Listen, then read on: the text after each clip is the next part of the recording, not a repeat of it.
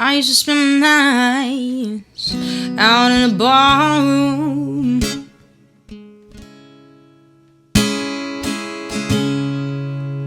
Liquor was the only love I've ever known.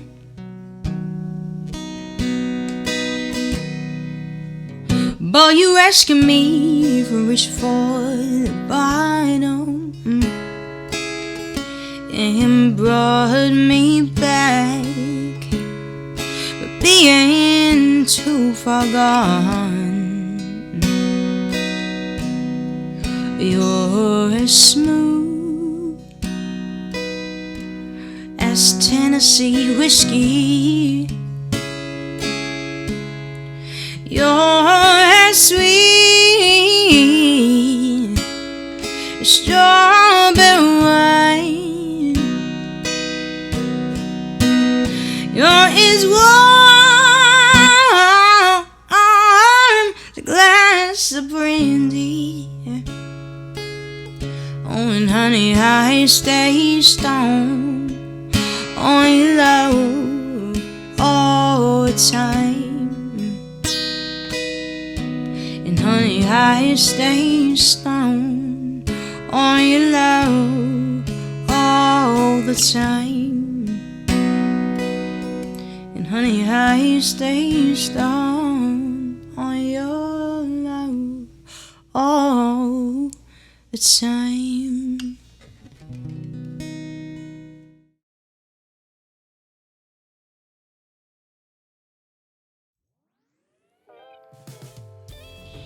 Oh my goodness, welcome everybody. Welcome to Covers Off the Street, cover number 18. Oh my goodness, we're almost at 20. I have never made almost 20 episodes of vlog before. This is exciting. Of the music vlog. Thank you guys so much for requesting Tennessee Whiskey. Such a great tune. This version actually is the Chris Stapleton version. The original version is not written by him. He covered it, he took it, he made it better, and he kind of was very heavily influenced by Etta James. I'd go blind on this for sure. Tennessee Whiskey was originally written by Dean Dillon and Linda Hargrove. It was originally recorded by the American country music artist David Allan Coe. So Chris Stapleton, not the original artist and not the songwriter of the song. And apparently back in 1981, it rose to 77 on the Hot Billboard Country Singles Chart. So definitely check it out. It's very different. I will say that. I'll leave the rest of your ears. I don't want to ruin it for you. But let's just say I like the Chris Stapleton version a little bit better. Thank you guys so much for voting for it. Such a fun song. Such a great song. Alrighty, guys. So we are part 8. The last part behind the scenes of the interlude album. And by last part behind the scenes, I mean before I even put it out. After I put it out, that's kind of still happening, and we'll definitely talk about that. But this is before the making of. So thank you guys so much for tuning in today. Before we get started, I want to remind you guys to don't forget to like, subscribe, and share with your friends. And of course, don't forget to turn on your alerts on YouTube so that way you get notified when these come out. As I mentioned in the previous episode, this was actually going to just be a release party, but then I ended up making it an industry pre-release because the way things kind of unraveled, and with AWOL and everything and getting everything together, it was not going to be live online until Friday, September 13th. So that's what we did instead of the 26th. So the 26th, instead of being a release party, ended up being a pre-release industry night exclusive party that fans were allowed to attend if they wanted to. And so I was so nervous. I just remember Elisa Tapia, wonderful person, PR person that helped me with everything. She knew the guy running Sweet, which is Rest in Peace Sweet. During the pandemic, unfortunately, Sweet went out of business, unfortunately, with everything going on. And it's Sweet in Hollywood. I think there's one other location. I'm not 100% on that. But The one in Hollywood was like this huge, massive candy store, and they would do custom candy, but they also had all this novelty candy. There was like this cool car, and there was all this cool stuff in the store, toys, candy, all the things. And so that was at the Hollywood and Highland Center. The Hollywood and Highland Center is where they have the Oscars. And so there's a theater inside, and then surrounding it is a bunch of places where you go shopping. And so that was one of the stores. And they had this little nook, this little room. Actually, they had 2 rooms, actually. But they had this main room, which is the one that I performed in. So she knew the guy who kind of like managed it and stuff. They were so nice enough to let me, because they knew her. They said, yeah, we'd love to have you. And I had been in that space before where I've seen a lot of great events being put on. He said, because you're a friend, friend of a friend, we could either do a 50-50 door split, meaning you take 50, I take 50 down the middle, or I could rent the space, and it was like, I don't know, it was like $100 an hour. So I was like, I think it was $100 an hour. I forget. Anyway, so obviously I went with the other one, the 50-50 door split, because I didn't know how many hours it would be, and I knew that it would take all day to set up, and if I would have gone with that, I would have at least lost money over it. Whereas with this, I actually broke even between paying the players and everything at the time. It was, I actually didn't lose money, surprisingly enough. I guess that's a little bit of a spoiler alert, but that's okay. So yeah, I remember picking the date, and I remember wanting to we were going to have an opener to help bring some more people in, but also just because to keep the music going, so we didn't just have 1 hour of music. And so originally I was going to have my friend Mark Pelly play, who, as I mentioned in a previous episode, co-produced Until I See You Again. And so I was going to have him open because he's been doing a solo project, and unfortunately he couldn't do it because he had to go out of town with his band Magic. Again, Magic, refresher, they're the people who sing, "Why you gotta be so rude? Don't you know I'm human too? Why you gotta be so rude? I'm gonna marry her anyway. Marry that girl. Marry her anyway." So anyway, they sing that song. He actually wrote the hook for that. He wrote the "Why you gotta be so," that hook chorus, So anyway, they had some dates where they were going out of town flying, and I think he was like out of the country or something like that. So he couldn't do it, unfortunately. But he really wanted to, but he couldn't. And so I was like trying to think of other artists. So at first I was like, who would be really cool, because I'm mental health awareness and other local artists. I thought, Dylan Dunlap is cool. Maybe try to get him involved. Kirk was involved with the album, so maybe like he might be on board. And like, I don't know how busy he is, because he's, tends to be busier now that he's not doing too much local stuff.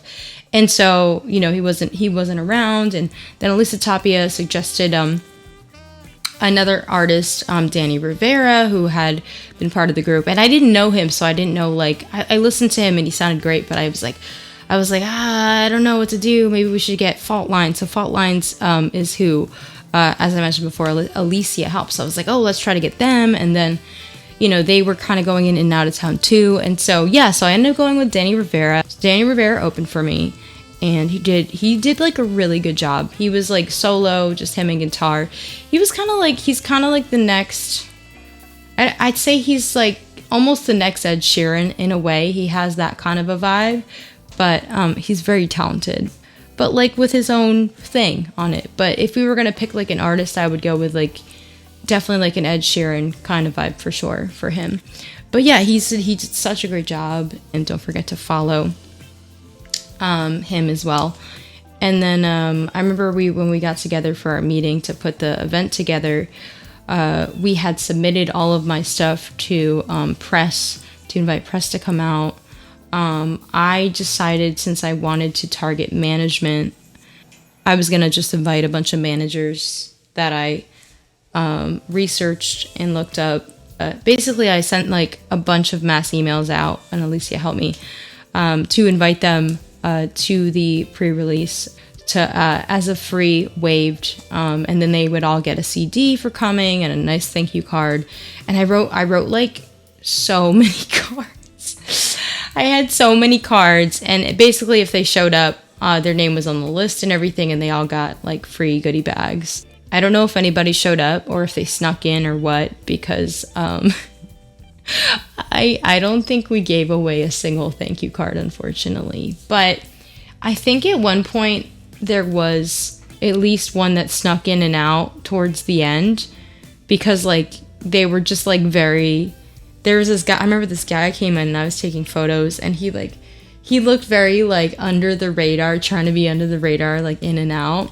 And I was like, either he's looking for someone or he might have been like part of a management company, but it was so interesting. And so I don't know, I just took a plunge. I went after a bunch of companies that represented like somewhat well-known artists, but not like crazy developed legacy artists. Legacy artists are like Aerosmith or Bruno Mars, Britney Spears, people who are already really, really, really big, because like they're not going to serve somebody like me. As an artist, you kind of want to go where your growth is at. And so to me, I wanted someone that was kind of like middle to the top, where they had some success, but they weren't somebody who was just like relying on their top talent for everything. It's different when you're helping kind of, I would be a developing artist where you're helping get my career kind of off the ground and develop the brand, but also expand it. I had to be really, I guess, nitpicky about like the type of ones, and I knew I wanted somebody that was kind of boutique. I went after a couple boutique, and I went after like a couple bigger ones, and you kind of want to go after the ones that have artists that might be similar to you or might be looking for an artist like you. And it's kind of a difficult thing. And so I didn't end up getting meetings out of it, because it's honestly not that easy to get from a management in that realm. It's not that easy to get a meeting with them. A lot of times because they're busy, and then, or it just may not be the right fit, or it just may not be the right time. Like they may like what, I remember one of them said they liked what I had, but like they're just really booked up. So I invited a bunch of management, PR, all the above, press releases, and then also critiquing of the album, submitted to a bunch of those as well. And then I had to decide like how I wanted to decorate the place to make it kind of my own. And so you can't see it, but this I actually had at the time. So this was kind of like my, I don't know, like it's where you see that it's my event, but it's not like a wall that you pose in front of, but you could if you wanted to. So I had this, and then I had this, these two like chiffon. In a previous episode, I think I had it up in the back, this blue chiffon decorative curtain.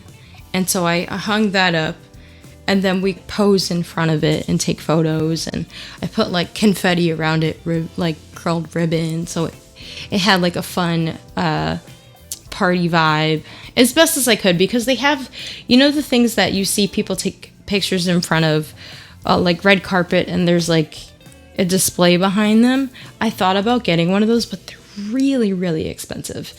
And so for one night and not seeing myself, I could see myself having another pre-release, but maybe not with the same kind of backdrop. I didn't want to pay like $500 to $1,000 for just that one thing.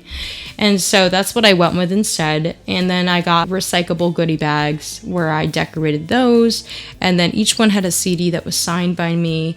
And everybody got a little poster with that was also signed by me for coming. And so I decided to sell the tickets for like $20. $20 for general admission. If you wanted VIP, VIP basically meant you got to sit in the front on this really comfy couch, and you got like a drink included. So it was like a really good deal. And I was actually really blown away that a lot of people purchased those, probably more than the general admission. I was so nervous. Like, you know, I pushed it. I messaged every single person I could think of, from fan to family to friend, just to let them know what was happening. And I didn't know who was going to show up. I didn't know how many fans were going to show up. I was kind of nervous, thinking like, oh, is it just going to be like close relatives? Nothing against that, but like when you're an artist trying to really make a name for yourself, you want fans. You want people you don't necessarily know that well, in addition to the people that you do, to come to the event. Yeah, and I hired a photographer to take the photos, the ones that you're seeing here, and so it was a lot. But it was really fun. We had, because I tend to use a lot of the same players, I have my preferred players that I play with I refer to as my band, because like when I go on tour, these are the people I want to take. It was a small stage, so we didn't go with full band, and Keenan had to go out of town, so we went with my next drummer choice, Mike, because so we had two mics. We had Mike Hill bass, and then we had the other Mike, who was actually supposed to play drums for me at NAMM, and then he threw out his knee. So I was like, oh my goodness, I'll get you back at another event. So this was me getting him back. So Mike Musselman, and so we had Mike Hill. And though I would say like Mike Hill kind of guested on 2 songs, and so again, because it was a small stage, I decided to have guitar, drums, and keys, and then have a couple people guest on the bass, because we had 2 bass players who played on the actual album anyway. And then E-Man didn't end up, E-Man couldn't make it either, so it's so funny. Neither of the drummers can make it. E-Man had a rehearsal for Andy Grammer's tour at the time, so he couldn't make it, but you know, I made sure to get, because they were basically about to be touring like a week later, and so we got him in his goodie bag later when we went to go see one of the shows. But yeah, and so that was how it was. So we had Tim on keys, and then we had Todd on guitar, and then Ty, the sound guy. Ty, he played guitar sometimes and bass sometimes to help out, and then sometimes Jack, who played on Graduating and a bunch of other favorites that you guys know, he played some bass too, but Mike also came up too as well. So we all just kind of had fun jamming, and I invited everybody to come. Yeah, it was a really great turnout. I remember going like, how many people, asking everybody how many people are out there. I'm so nervous. Like, I just hope it's like a full room. And it wasn't for me. I wanted the venue to just be happy, and not just as like an artist showing like progress, but I wanted the venue to be happy. And I was actually pleasantly surprised. I came out and there were like, I don't know, there must have been about 50 people who came. So it was, and a lot of them were from my draw. So I was, very grateful between the opener, Danny, and myself, just bringing out people. So yeah, it went really great. Thank you guys so much for tuning in. The next chapter will be a surprise. Next week, I will not be posting an episode because I am going to Hawaii for a very much needed vacation outside of my walls of my home. But thank you guys so much for tuning in, for voting, for your wonderful, lovely comments, for being here. If you stop by, please let me know you're here in the comments. And like I said before, do not forget to like, subscribe, turn on your alerts, and share this with your friends. I'll see you guys in a couple weeks after I'm probably, hopefully not sunburnt. Do not forget to stick to the credits, where you can choose the cover for the next episode. Thank you guys so much, and have a wonderful day.